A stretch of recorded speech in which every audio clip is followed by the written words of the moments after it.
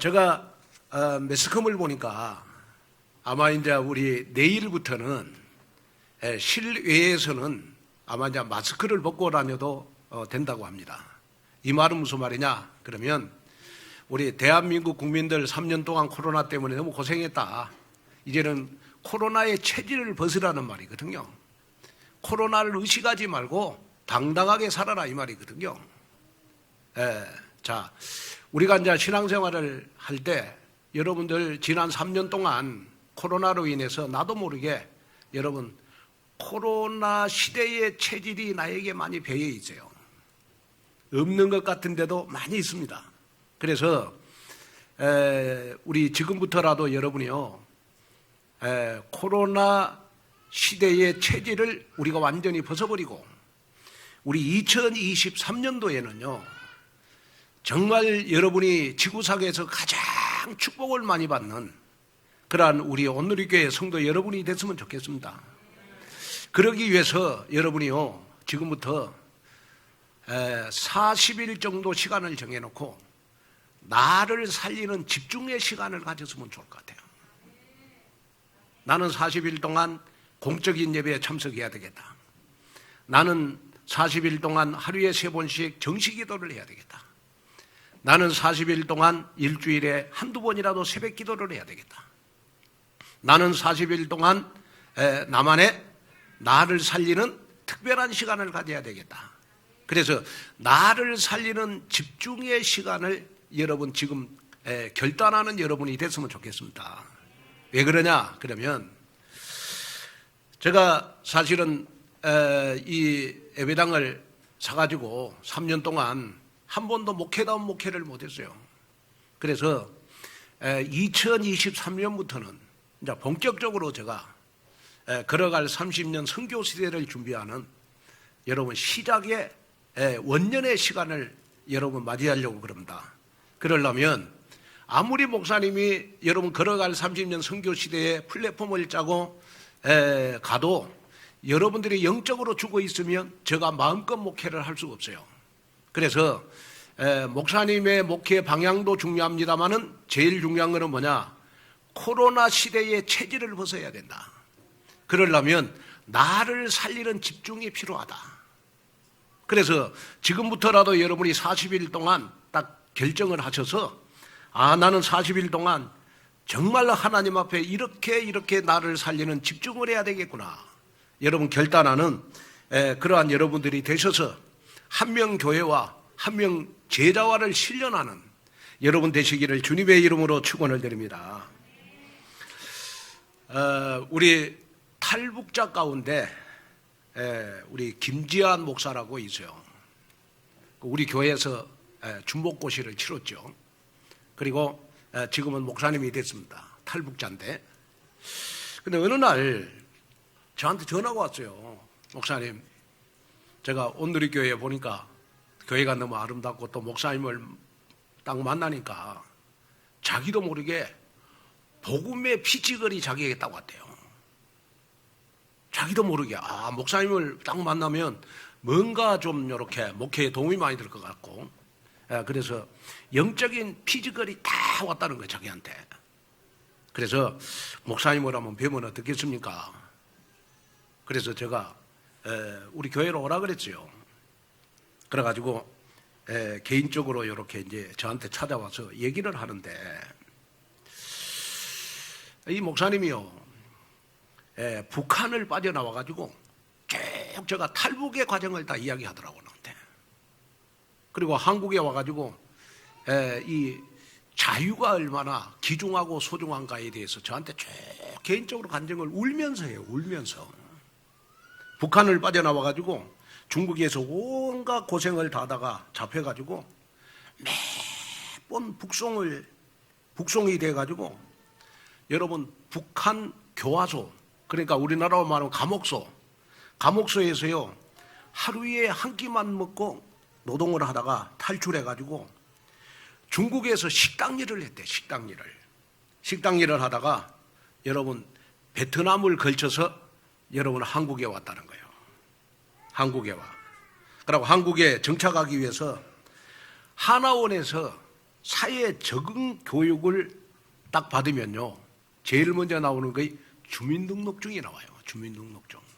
주민등록증.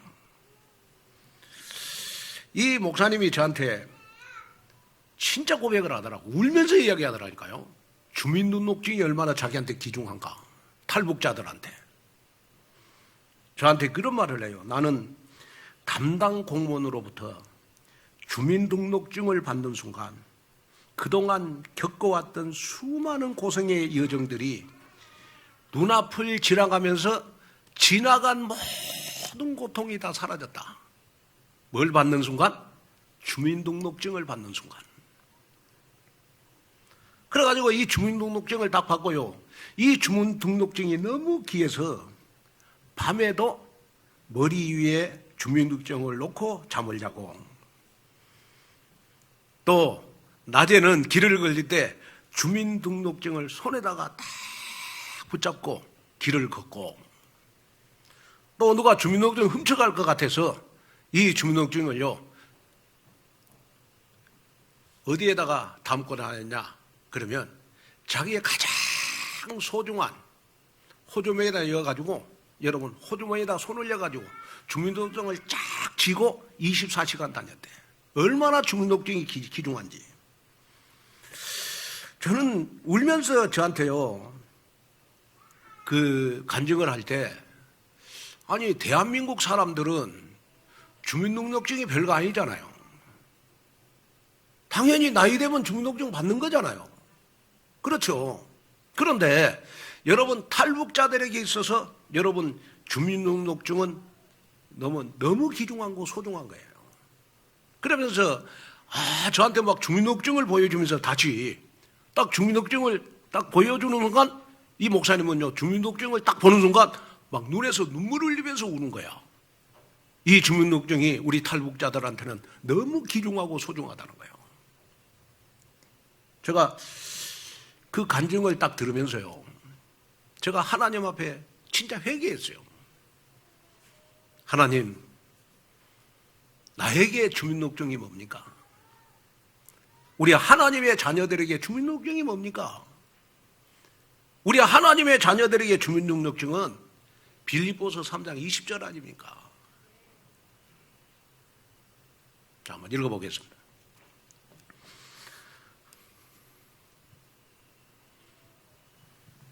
자, 그러나 우리의 시민권은 하늘에 있는지라 거기로부터 구원하는 자 곧 주 예수 그리스도를 기다리노니.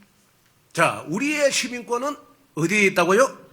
하늘에 있는지라. 우리가 여러분 마귀의 자녀에서 하나님의 자녀가 되는 순간 우리는 여러분 천국 시민권을 가졌다 그래요.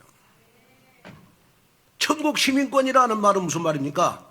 여러분 하나님이 내 인생의 배경이 되는 걸 말하잖아요.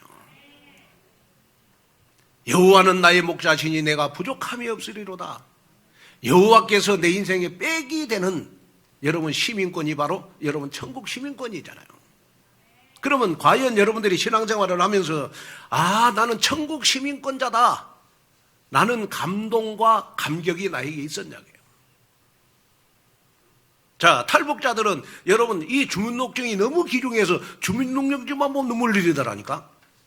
그러면 우리는 천국 시민권이 된 것에 대해서 과연 눈물을 흘려봤냐? 우리가 하나님의 자녀라는 이 감사, 감격 때문에 우리는 한번 눈물을 흘려봤냐? 여러분 오늘 집에 가셔서 주민등록증 한번 꺼내보세요. 우리에게는 주민등록증이 아무것도 아니에요. 그죠? 왜? 주민등록증 얻으려고 우리는 고생을 안 했으니까. 그러나 탈북자들은 여러분 주민등록증 얻으려고요, 여러분 몇 번 북송당하고 여러분 베트남에서 몇 년을 기다리고 해가지고 여러분 한국에 와서 하나원에서 교육받고 난 다음에 여러분 주민등록증을 받기 때문에 이 주민등록증이 너무 귀중하고 소중한 거예요. 오늘 이 말씀을 들으면서 여러분 우리 한번 하루에 우리 몇 번이라도 천국 시민권 된 것에 대해서 우리 감사를 한번 해보자고. 감사로 하루를 시작하고 여러분 감사로 하루를 마무리하는 하나님의 자녀의 신분과 권세를 누려야 되지 않겠습니까? 그러잖아요. 그래야 우리가 여러분 코로나 시대에 눌려있던 우리의 영적인 것이 회복되는 역사가 일어난다. 그래서 오늘 사도 바울은 여러분 본문 말씀을 통해서 우리를 하나님의 걸작품으로 만드셨다. 그래서 오늘 본문 10절에 보니까 이런 말씀이 있어요. 한번 보겠습니다. 10절. 우리는 그가 만드신 바라 그리스도 예수 안에서 선한 일을 위하여 지으심을 받은 자니. 자, 하나님이 우리를 만드신 바라. 그러니까 하나님이 우리를 어떻게 만들으셨냐? 그러면 여러분 하나님의 걸작품으로 만들었다는 거예요. 그런데 왜 하나님이 여러분 나를 걸작품으로 만들었냐? 그러면 선한 일을 위해서 우리는 지으심을 받은 자다. 여러분 여기에 선한 일은 여러분 무슨 일을 말하는 것이냐? 그러면 그리스도의 일을 말하는 겁니다. 복음 전도, 제자, 렘넌트, 여러분 교회의 헌신의 일을 하라고, 우리를 선한 일 하라고, 그리스도의 일 하라고 하나님이 저와 여러분들을 이 시대에 여러분 걸작품으로 만드셨다. 자, 여러분 작품을 만든 사람은 반드시 그 작품이 쓰임받기를 원하는 거예요. 그래 작품을 만드는 거예요. 마찬가지로 하나님이 우리를 이 시대에 여러분 75억 인구 가운데 하나님의 자녀로 하나님의 걸작품으로 만드실 때는 하나님이 우리를 여러분 선한 일을 하라고, 여러분 그리스도의 일을 하라고, 여러분 복음 전하라고, 여러분들 정말 목사님이 교회에 주신 미션을 잘 따르는 제자가 되라고, 여러분 우리의 후대를 키우라고, 여러분 교회에 헌신을 해서 교회를 살리라고 하나님이 여러분들에게 선한 일을 위해서 우리를 하나님의 걸작품으로 만들었다. 그러면 우리가 이제 선한 일을 하기 위해서 여러분 우리가 반드시 치유받아야 될 것이 있어요. 그게 뭐냐 그러면 여러분 암보다 무서운 것이 뭔 줄 아세요? 암은 여러분 그냥 수술하고 여러분 거의 뭐 우리나라 암은요 거의 50%는 다 치유받아요. 그런데 암보다 무서운 것이 뭔 줄 아세요? 암보다 무서운 것은 여러분 내 마음속에 깊이 뿌리 내리고 있는 여러분 상처입니다. 상처. 상처가 암보다 무서워요. 우리 노예, 우리 양평에 우리 송악교회 우리 한상홍 목사님이 계세요.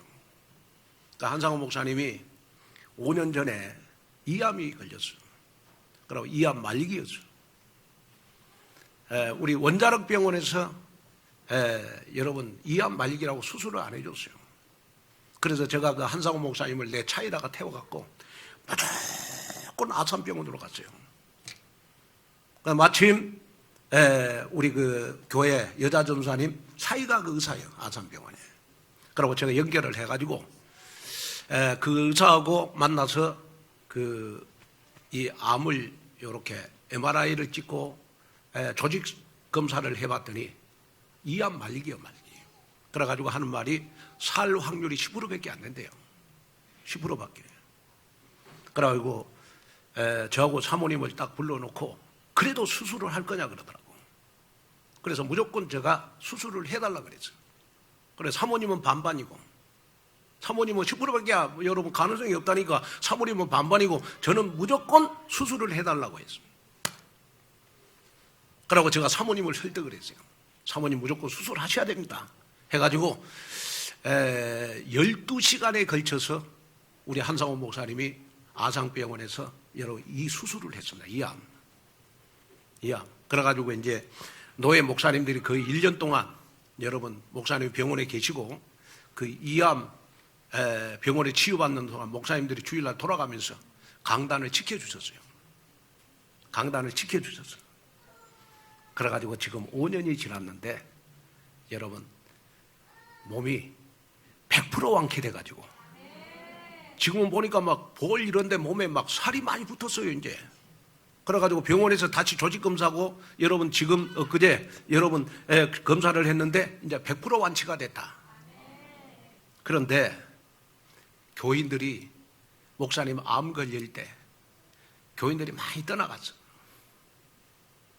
많이 떠나갔어. 교인들이 많이 떠나가면서 목사님이 교인들 떠나간 것에 대한 그러한 상처가 여러분 마음속에 깊이 뿌리 내리고 있어가지고 저보고 하는 말이 그거예요. 목사님, 정말 나는 평생 목사님을 위해서 기도합니다. 왜? 나를 살려준 은연이기 때문에. 그래서 제가 내가 살린 게 아니다. 하나님이 살려주신 거지. 하나님이 살려주신 거지. 나는 당시에 내가 하나님 앞에 쓰임받는 도구일 뿐이다. 하나님 앞에 감사해라. 그런데 그 목사님이 저보고 매일 하는 말이 있어요. 암은 시간이 되니까 수술하고 하니까 5년 지나니까 다 완쾌되더라. 그러나 마음속 깊이 뿌리 내리고 있는 상처는 치유가 안 되더라고. 그래서 저보고 하는 말이, 목사님, 상처가 암보다도 더 무서워요. 암보다도 더 무서워요. 그러면서 막 저한테 막 이야기를 하는 거예요. 무슨 말이냐? 그러면 여러분, 상처는요, 남이 건들면 아프고 쓰리고 내가 가지고 있으면 그 상처로 말미암아 우리는 계속 내 주위에 다툼과 분쟁이 일어나요. 상처를 가지고 있으면 여러분 특징이 뭐냐? 영적 성장이 안 돼요. 다시 말하면 상처가 많은 사람일수록 여러분 영적으로 어린아이의 신앙을 벗어나지를 못해요. 그래서 고린도전서 3장 1절에 바울은 여러분 우리 마음속에 골마있는 상처를 치유받아야 어린아이의 신앙에서 해방받을 수 있다고 말씀했어요. 우리 한번 읽어보겠습니다. 형제들아, 내가 신령한 자들의 대함과 같이 너희에게 말할 수 없어서 육신에 속한 자 곧 그리스도 안에서 어린아이들의 대함과 같이 하노라. 그 다음에 3절 읽어봐. 3절. 고린도전서 3장 3절. 너희는 아직도 육신에 속한 자로다. 너희 가운데 시기와 분쟁이 있으니 어찌 육신에 속하여 사람에 따라 행함이 아니리요. 자, 여기에 보면요, 계속해서 육신에 속한 자는 어린아이의 신앙을 벗어나지를 못한다. 어린아이의 신앙생활을 우리가 벗어나기 위해서는 내 마음속에 깊이 자리 잡고 있는 쓴뿌리 상처를 치유받아야 된다. 그래서 히브리서 5장 13절에 보면 여러분 상처가 치유되지 않으면 내 인생이 골마서 여러분 신앙생활이 전혀 성장이 안 된다. 그러면서 에베소서 4장 26절 27절에 보면요, 여러분 이 상처가 내 마음속에 가지고 있는 이 쓴뿌리가 여러분 우리 신앙생활의 사단의 통로가 되는 것이다. 여러분 마귀는요 상처가 많은 자를 6개월 1년 딱 지켜봅니다. 상처 많은 자를 금방 우는 사자처럼 삼키지 않아요. 상처 많은 사람을 6개월 1년 동안 딱 마귀는 지켜봐. 딱 지켜보다가 상처 많은 자에게 사건 문제 어려움이 딱 생기면 우는 사자처럼 여러분 상처 많은 사람들을 그냥 생각 마음을 다 삼켜버려요. 그래서 전혀 신앙생활에 성장이 안 되도록 여러분 신앙생활의 어린아이의 수준에서 머물도록 신앙생활 성장이 못하도록 마귀는 여러분 우리의 생각과 마음 여러분 영적인 축복을 다 삼켜버려요. 그래서 여러분이 하나님 앞에 기도해야 됩니다. 지금도 나의 상처 때문에 마귀가 나를 지켜보고 있지는 않는지 여러분 나의 신앙생활하면 점검해 봐야 돼요. 여러분 환경 때문에 받은 상처, 여러분 가난 때문에 받은 상처, 무능력 때문에 받은 상처, 사람 때문에 받은 상처가 여러분 치유되지 않으면 지금도 마귀는 나를 지켜보고 있다니까요. 저는 목회를 하면서 제일 가슴 아플 때가 뭐냐, 상처 많은 사람일수록 여러분 예배에 집중이 안 되잖아요. 상처 많은 사람들은 여러분 말씀에 집중을 할 수가 없어요. 자꾸 영적으로 혼동공허 흑암이 가득 차 있기 때문에 여러분 말씀에 집중이 안 돼. 그러다 보니까 여러분 예배 시간에 목사님이 말씀을 전해 은혜를 못 받잖아요. 그런데 어느 날 그런 사람을 마귀가 지금 딱 지켜보고 있어. 딱 지켜보다가 어느 날 자기한테 불리한 사건, 문제, 어려움이 딱 터지면 그때 여러분 마귀가 우리의 생각과 마음을 다 삼켜버려요. 그러면 인생 다 무너지거든요. 그래서 여러분이 이제부터는 나의 상처를 여러분 비전으로 바꿀 수 있는 세 가지 흐름을 타야 된다. 그 세 가지 흐름이 뭐냐? 말씀의 흐름, 기도의 흐름, 70인 제자의 흐름 속에 있어야 되는 것이다. 그래야 내 신앙생활이 재창조되는 역사가 일어나는 줄로 믿습니다. 오늘 여러분 이 말씀을 들으면서 하나님, 내가 지난 3년 동안 코로나로 인하여 너무 경제적으로 어려워서 받은 상처가 있다면, 쓴뿌리가 있다면 오늘 정말 물질로 재창조함을 받는 시간이 이 시간이 되게 하여 주시옵소서. 정말 나를 물질로 로봇 경제로 재창조함 받는 비전 있는 나로 하나님 재창조시켜 주옵소서. 여러분 기도 제목을 붙잡는 여러분이 됐으면 좋겠어요. 그래서 모든 성도 여러분, 오늘 말씀을 통해서 변화된 신분에 걸맞는 삶을 여러분 살아서 하나님 앞에 선한 일에 쓰임받는, 최고로 쓰임받는 여러분 되시기를 주님의 이름으로 축원을 드립니다. 자, 그러면 첫째로 우리는 영적으로 재창조 축복의 인생이 되었습니다. 자, 우리 에베소서 2장 1절을 한번 읽어보겠습니다. 그는 허물과 죄로 죽었던 너희를 살리셨도다. 자, 우리는 여러분 허물과 죄로 죽었던 우리였어요. 그래서 사도 바울은 우리의 과거가 여러분 어떤 과거였느냐? 허물과 죄로 죽었던 상태였다. 자, 허물과 죄로 죽었던 상태라는 말은 무슨 말입니까? 영적으로 죽어 있다는 말이에요. 영적으로 죽어 있다는 말은 무슨 말이냐? 우리의 육체의 죽음은요, 우리의 육체가 영혼으로부터 분리되는 거고, 영적으로 죽어 있다는 것은 무슨 말이냐? 그러면 우리가 하나님과 분리되어 있는 것이 바로 영적으로 죽어 있는 거예요. 그러면 여기에 허물이라는 말은 무슨 말이냐?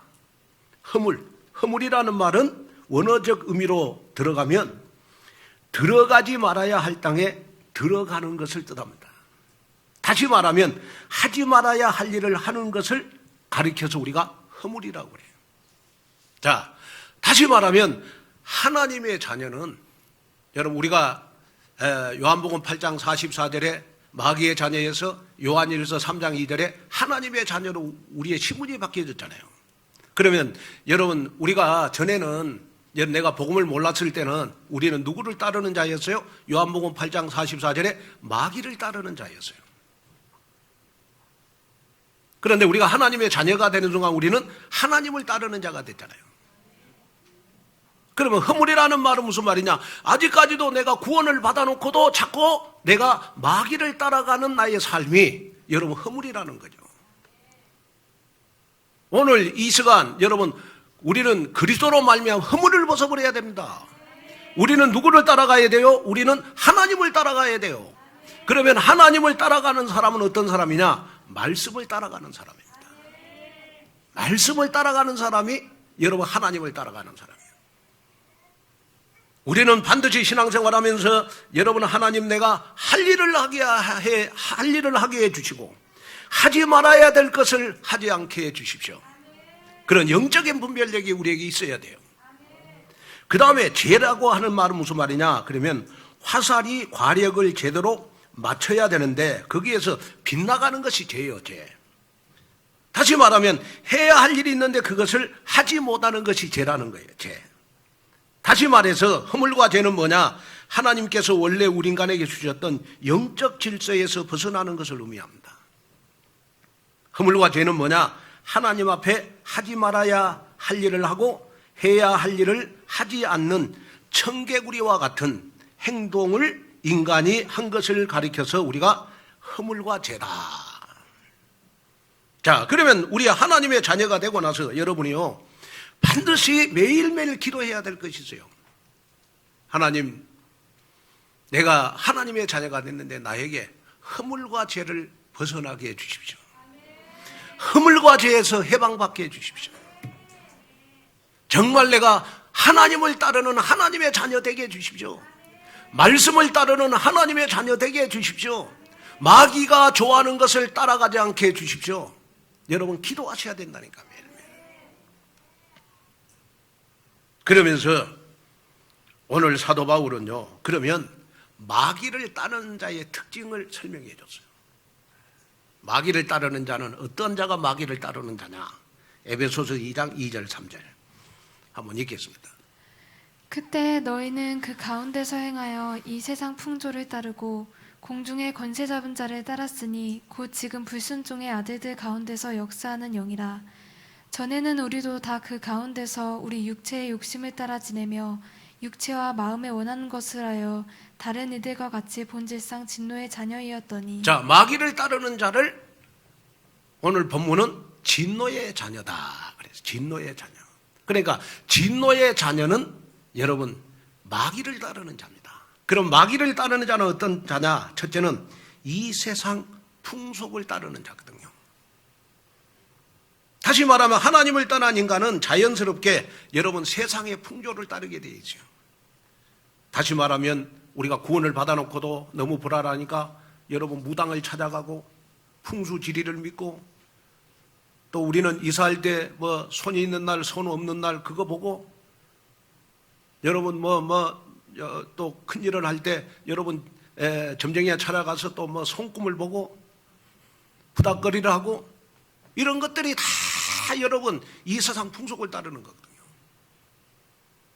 자, 이 세상 풍속 따르지 말라고 요한복음 19장 30절에 예수님이 십자가의 피로 저와 여러분들의 인생 문제 다 해결해 줬다니까요. 왜 인생 문제 해결해 줬어요? 이 세상 풍속 따르지 말라고. 그 다음에 두 번째 마귀를 따르는 자의 특징은 뭐죠? 두 번째는 공중의 권세 잡은 자를 따른다. 공중의 권세 잡은 자. 여기에 공중의 권세 잡은 자를 공중의 권세 잡은 자는 곧 사단 마귀를 말하는 건데 사단 마귀의 종로를 하는 것을 의미하는 겁니다. 여러분 오늘 나는 하나님의 자녀로서 하나님만 따르는 하나님의 자녀 되게 해주십시오. 마귀를 따라가는 자가 되지 않게 해주십시오. 그 다음에 세 번째 육체의 욕심을 따라. 세 번째는 마귀를 따르는 자는 영적인 일이 우선이 아니고 육체의 욕심을 따라가는 생활. 다시 말하면 창세기 3장의 자기중심, 창세기 6장의 물질중심, 창세기 11장의 성공중심 때문에 영적인 거 다 우선위로 두고 어느 날 달려가다가 어느 날 나도 모르게 여러분 인생에 실패가 찾아옵니다. 그래서 마귀를 따르는 자를 성경은 진노의 자녀다. 진노의 자녀다. 자, 그래서 진노의 자녀가 되면 여러분 사단이 우리에게 12가지 영적 흐름을 따라가도록 우리를 우는 사자처럼 딱 삼키는 거예요. 그래서 12가지 여러분 이 문제 가운데서요 우리가 세 가지를 우리가 생각할 수가 있는데 먼저 사람 중심의 생각입니다. 그 사람 중심의 생각이 바로 창세기 3장의 자기 중심, 창세기 6장의 물질 중심, 창세기 11장의 성공 중심의 삶을 사람 중심의 생각이다. 그 다음에 두 번째로 우리를 미혹하게 하는 세 가지가 있습니다. 우리를 미혹하게 하는 세 가지가 바로 사도행전 13장의 무속, 사도행전 16장의 점술, 사도행전 19장의 우상문화입니다. 그리고 마지막으로 우리의 눈을 어둡게 만드는 근본 문제가 있어요. 우리의 눈을 어둡게 만드는 근본 문제가 바로 영적 문제, 정신 문제, 육신 문제, 내세 문제, 후대 문제인 불신자 상태 6가지입니다. 이렇게 12가지가 인생을 영원히 멸망길로 만드는 영적 흐름입니다. 그런데 인간 스스로는 이 12가지 문제에서 여러분 해방을 받을 수가 없어요. 그래서 로마서 5장 8절에 보니까 하나님이 우리를 사랑해서 여러분 그리스도를 우리에게 보내주셔서 하나님의 사랑을 확증시켜 주시겠다고 약속을 했어요. 그래서 여러분 하나님이 인간의 몸을 입고 이 땅에 오셔서 여러분 십자가에서 피 흘리시면서 이 12가지 문제에서 완벽하게 해방을 시켜주신 그분이 바로 예수가 그리스도라는 겁니다. 오늘 여러분 예수가 그리스도다. 주는 그리스도시요 사랑의 주는 하나님의 아들이십니다. 여러분 고백할 때마다 이 12가지 문제에서 여러분 내가 해방받았다는 기쁨과 감격이 여러분들에게 넘쳐나시기를 여러분 주님의 이름으로 축원을 드립니다. 어떤 담배 꼴초가 담배를 끊어보려고 은단을 하루에 여러분 2통씩 먹었다고 해요. 2통씩.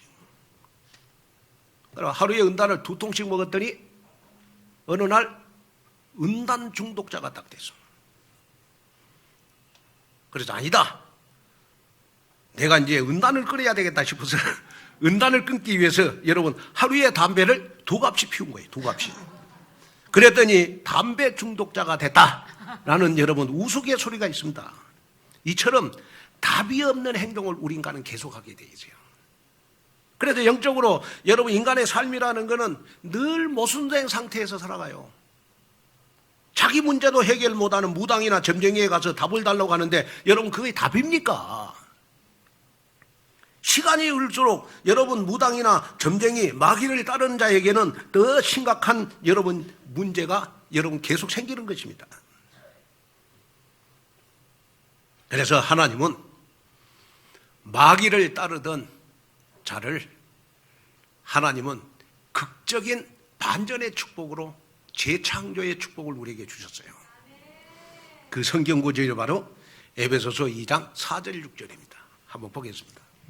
긍휼이 풍성하신 하나님이 우리를 사랑하신 그 큰 사랑을 인하여 허물로 죽은 우리를 그리스도와 함께 살리셨고 너희는 은혜로 구원을 받은 것이라.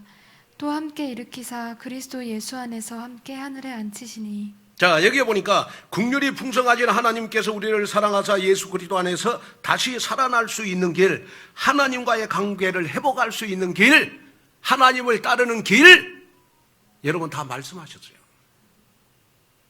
그 과정을 3가지로 표현을 해주고 있어. 오늘 본문은요. 그리스도와 함께 살리셨고, 그리스도와 함께 일으켜 주셨고, 그리스도와 함께 하늘에 앉히시니. 자, 그리스도와 함께 우리를 살리셨다는 말은 과거 문제 해결해 주셨다는 말이고, 그리스도와 함께 일으켜 주셨다는 말은 우리의 현재 문제고, 그리스도와 함께 하늘에 앉히셨다는 말은 우리의 과거 문제를 깨끗이 100% 해결했다는 말이거든요. 자, 이 말은 무슨 말이냐? 나는 불신자 상태에 있을 때, 나는 마귀의 자녀에 있을 때 나의 모습과 하나님의 자녀의 모습하고는 180도 내 인생에 반전이 일어났다. 반전. 그래서 이 반전이 바로 내가 여러분 마귀의 자녀에서 하나님의 자녀가 되는 재창조의 축복을 받은 것이다. 그런데 이 재창조의 축복은 여러분 내가 노력으로 받는 게 아니고 에베소서 2장 8절에 너희는 그 은혜의 은하의 믿음으로 말미암아 구원을 받았으니 이것은 너희에게 난 것이 아니요 하나님의 선물이다. 하나님이 나에게 선물로 여러분 하나님을 따르는 자가 되게 돼야 돼요. 그래서 하나님을 따르는 자는 시간이 지나면 지날수록 여러분 나에게 100배 1000배의 응답이 오게 되어 있어요. 저는 그 증인들이 우리 온누리교회에서 신앙생활하는 여러분들하고 생각합니다. 저는 지금도 여러분들의 10년 전의 모습을 생각해 봐요. 우리 장로님들도 제가 오늘 당회하시면서 쭉 보니까 너무 많이 응답받았고 너무 많이 축복받았어요. 예? 10년 전에 우리 장로님들의 모습을 한번 생각해 본다니까요. 너무 많이 변화됐어요. 너무 하나님이 걸작품으로 만들어가지고 재창조의 축복을 주셨어요. 복음을 받고 나서 우리 온누리교회에서 신앙생활을 하면서 여러분 인생에 반전이 일어났다니까요. 재창조의 응답, 재창조의 축복이 일어났다니까. 왜냐? 하나님을 따르는 자니까. 여러분 오늘 이 말씀을 들으면서 마음속에 다 결심하셔야 돼요. 내가 하나님 앞에 받은 최고의 은혜가 뭐냐? 내가 하나님 앞에 재창조의 축복을 받았다는 거예요. 어떤 재창조의 축복입니까? 영적인 재창조의 축복을 받았다는 거예요. 그래 여러분들은 앞으로 인생 잘 될 겁니다. 아멘. 여러분들의 인생은 잘 될 거예요. 왜? 하나님을 따르는 자니까. 아멘. 그래서 날마다 영적인 성장이 돼서 이 말씀을 듣는 여러분들 70인 제자가 돼서 저와 함께 여러분 남은 인생 70나라에 가서 선교하는 저와 여러분이 됐으면 좋겠어요. 그래서 어젯밤에도 너무 기쁘고 즐거웠습니다. 여러분들과 함께 앞으로 70나라 가서 선교할 거 생각하니까 너무 기뻐하고 잠을 못 잤어요. 아멘. 그런 꿈을 꾸는 여러분 되시기를 주 예수 그리스도 이름으로 축원을 드립니다. 그 다음에 둘째는 우리는 하나님의 걸작품이 됐습니다. 걸작품. 걸작품의 인생이 됐어요. 자, 에베소서 2장 10절 한번 볼까요? 우리는 그가 만드신 바라 그리스도 예수 안에서 선한 일을 위하여 지으심을 받은 자니 이 일은 하나님이 전에 예비하사 우리로 그 가운데서 행하게 하려 하심이니라. 자, 사도 바울은 하나님의 전적인 은혜로 신분의 변화의 축복을 받은 우리가 얼마나 소중한 존재인가를 깨닫고 하나님이 원하시는 일을 하라고 말씀을 했어요. 자, 여기에 보니까 여러분 우리는 그가 만드신 바라 그랬어요. 만드신 바. 여기에 만드신 바란 말은 포이에마라고 하는 말입니다. 포이에마. 포이에마라고 하는 말은 작품이라는 뜻. 작품. 그러니까 하나님이 우리를 어떻게 만드셨느냐? 여러분 작품으로 만드셨다. 작품으로. 작품. 자, 우리 옆 사람 보면 인사할까요? 장로님, 권사님은 하나님의 걸작품입니다 하면서 인사 한번 할까요? 아멘. 여러분 우리 교회에서 신앙생활하는 여러분들은 그냥 여러분 와서 예배드리는 여러분들이 아니요, 하나님이 보실 때 하나님 앞에 하나님이 만드신 바라. 어떻게 만드셨냐? 저와 여러분들을 하나님의 자녀 되는 순간 모나고 부족하고 성질을 못돼도 하나님의 자녀라는 신분 하나 가지고 하나님은 우리를 하나님의 작품으로 만드셨어. 그러니까 절대 기죽지 마세요, 여러분. 목사님 나는 믿음이 없습니다. 나는 뭐 주일 성수도 잘 못하고 아니요, 하나님은요 그런 거 안 보시고 여러분 하나님의 자녀라는 신분 하나 가지고 하나님은 여러분들을 걸작품으로 만드시는 거예요. 그래서 마태복음 23장 37절에 보면 암탉이 새끼를 보호하듯이 걸작품인 나를 보호하시고, 시편 17편 8절에 나를 눈동자같이 지키시고 주의 날개 그늘 아래 감추어서 나를 보호하시면서 나를 걸작품으로 만들어 가신다. 자, 그러면 우리가 하나님 앞에 걸작품이니까 우리가 드리는 예배가 뭐냐? 우리가 드리는 예배는 하나님의 작품 전시장이 되는 거예요. 그래서 주일날 여러분 교회 오실 때 절대로 전날까지 여러분 좀 안 좋은 일이 있을지라도, 스트레스 받은 일이 있을지라도 여러분 기죽지 마시고 교회 올 때 나는 하나님의 걸작품으로 예배드리러 간다. 나는 주일날 교회 오실 때 여러분 정말로 마음속에 나는 하나님의 작품 전시장에 참여하는 마음으로 교회 오셔야 돼요. 너무 기쁘잖아요.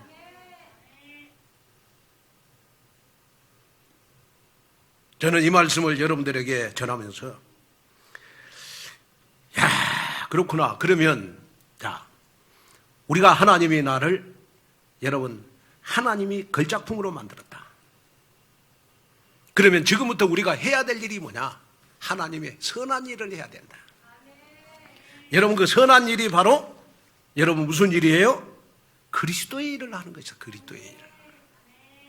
그래서 우리가 그리스도를 해야 되니까, 그리스도의 일을 해야 되니까 여러분 나를 살리는 집중 속으로 들어가야 된다. 그래서 나를 살리는 집중을 우리는 어떻게 해야 되느냐? 그러면 여러분들 나름대로 지금부터 코로나 시대의 체질을 벗기 위해서 40일 동안 여러분 집중을 한번 해봐라. 나는 지금부터 40일 딱 집중해서 나는 정말 하나님 앞에 공적인 예배 한번 참석해 봐야 되겠구나. 나는 하루에 3번씩 하나님 앞에 정말 정식 기도를 해보게 해야 되겠구나. 나는 정말 그동안 새벽 기도 못했는데 새벽 기도 한번 해봐야 되겠구나. 나를 살리는 집중의 시간을 가져라. 무슨 일을 하기 위해서? 우리는 걸작품이니까 선한 일을 하기 위해서, 그리스도의 일을 하기 위해서, 복음, 전도, 선교, 여러분 제자, 우리의 후대, 여러분 교회를 살리는 응답 속에 있기 위해서. 그래서 나의 여러분 영적인 상태를 정상 상태로 여러분 옮겨라 해요. 그래야 나를 통해서 여러분 한 명 교회와 한 명 제자와의 실련의 축복이 일어날 줄로 믿습니다.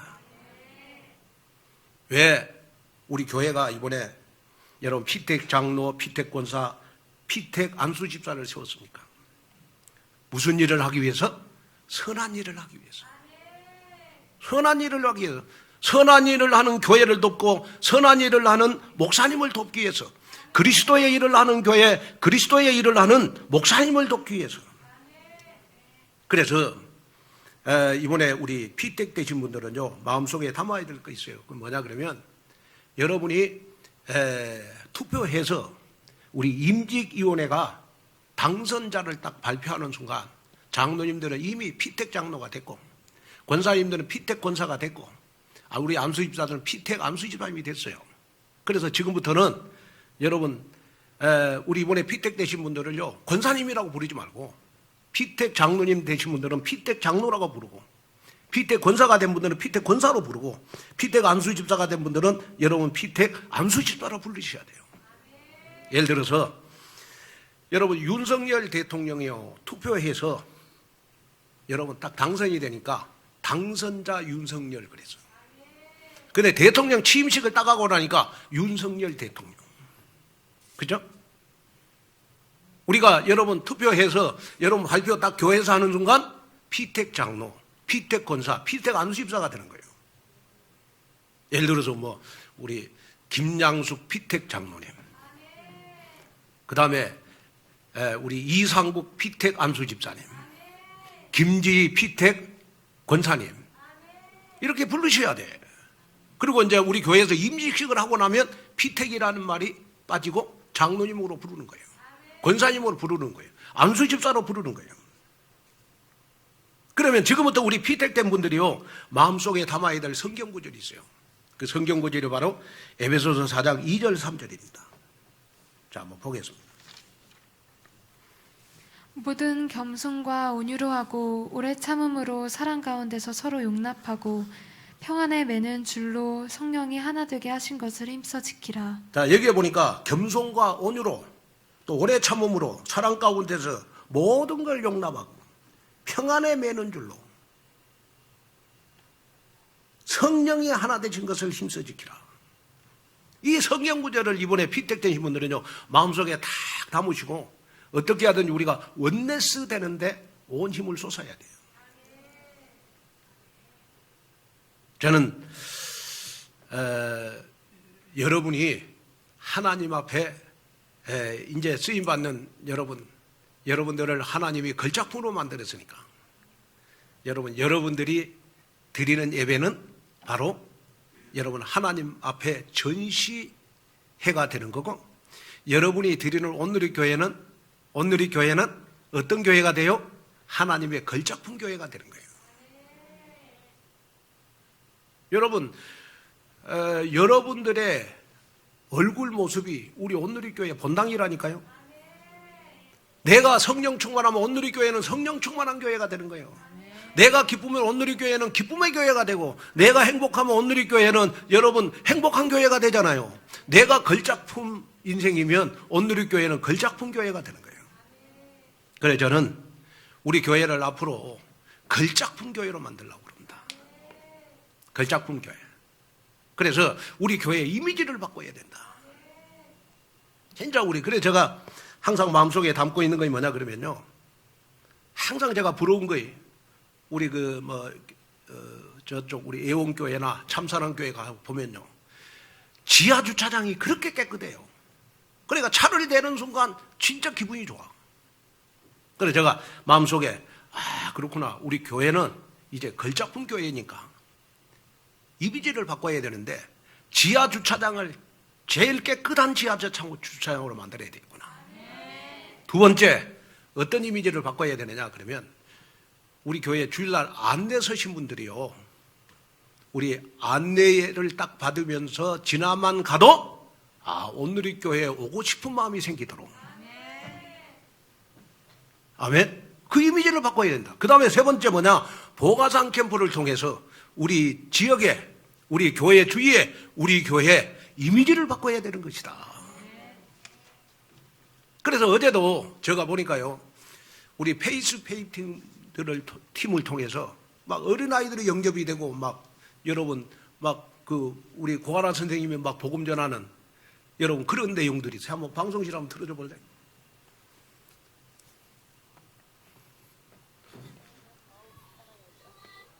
아이고 가만히 있어야 돼. 세상에 있는 모든 걸 만들어 주시고 세상에 있는 모든 걸 만들어 주셨다. 그래서 너네 맨 처음에 태초의 사람 책에서 본 적 있어? 원숭이. 원숭이 아니야. 원숭이. 얘들아 사람들이 그 우리 고은하라 집사님 목소리밖에 안 나네요. 그죠? 우리 지금 초등학생들한테 지금 페이스 페인팅들이 가가지고 여러분 해주면서 지금 복음 전하고 있잖아요. 제가 어떤 길을 이렇게 가고 있는데 어떤 남자분이요 개를 등에다가 껴안고 막 그 아이를 달리듯이 막 개를 달리는 걸 봤어. 그래갖고 내가 그걸 사진을 찍었는데 그게 내가 지금까지 산인경 가운데 최고 걸작품이에요. 한번 보여줘봐요.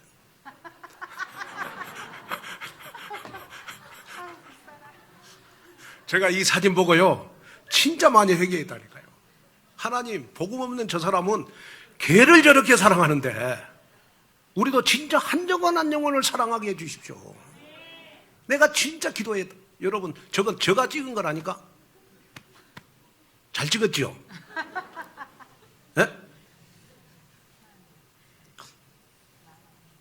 저 사람은 여러분 개 키우는 거이 여러분 인생이야 인생. 우리는 하나님 앞에 걸작품으로서 우리는요 여러분 한 영혼 한 영혼을 살리는 거이 여러분 우리는 하나님 앞에 한 영혼 한 영혼을 살리고 한 영혼 한 영혼 살리고 한 영혼 한 영혼을 여러분 한 명 교회와 제자와 만드는 것이 바로 하나님 앞에 전시회가 되는 겁니다. 여기에 쓰임 받는 여러분이 됐으면 좋겠다. 그래서 천명 소명 사명을 굳게 붙잡고 237 미션 실현의 주역으로 서는 걸작품 인생이 되시기를 주님의 이름으로 축원을 드립니다.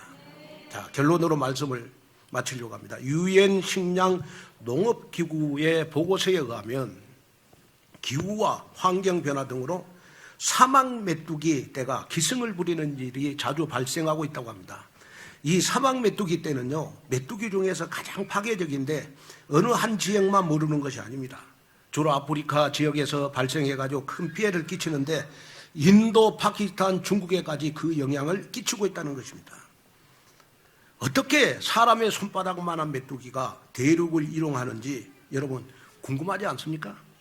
그 답은 기류에 있다는 거예요. 기류. 여러분 손가락만한 이 메뚜기가요 기류를 타고 여러분 사막에서는요 하루에 200km를 날아간대요. 200km. 여러분 200km면 여기에서 아마 여러분 대전보다도 더 제가 봤을 때 아마 200km면 여러분 아마 이 충청도를 지나서 전라북도 정도 되는 것 같아요. 전라북도 정도. 기류를 타고 하루에 그렇게 간다네. 그리고 여러분 더 놀라운 건 해발 2000m 안팎의 고도까지 올라갈 수 있다는 거예요. 그런데 이렇게 손가락만한 이 메뚜기가 이렇게 하루에 2000km를 날아갈 수 있는 거는요 여러분 기류 때문에 그래요. 기류 때문에. 무슨 말이냐? 메뚜기는 기류를 타고 이동을 하듯이 우리의 하루하루는 여러분 성령의 역사로 하루하루를 살아야 되는 것이다.